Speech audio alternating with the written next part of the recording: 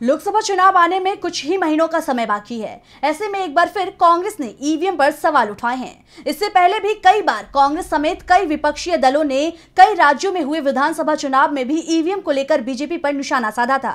अब जब लोकसभा चुनाव आने में कुछ ही महीनों का समय बाकी है, तो ऐसे में कांग्रेस नेता रणदीप सिंह सुरजेवाला ने ईवीएम मशीन की विश्वसनीयता को लेकर सवाल खड़े किए हैं।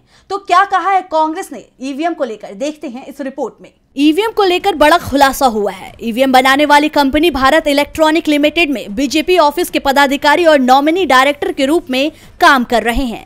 ऐसे में सवाल उठ गए हैं कि क्या ईवीएम सुरक्षित है।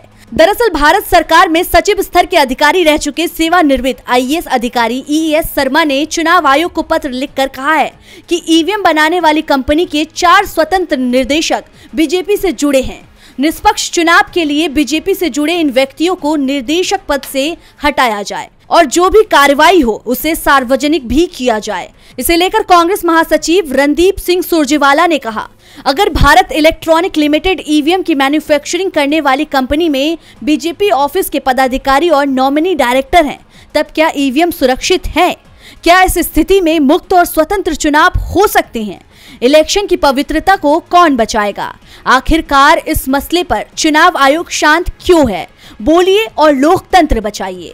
आपको बता दें कि बीईएल के 4 निवेशकों का बीजेपी से जुड़ा होना इस ओर इशारा करता है कि पार्टी ईवीएम की निगरानी कराती रही है और अब तक आयोग इस मामले में चुप्पी साधे बैठा था। डीवी लाइव की रिपोर्ट।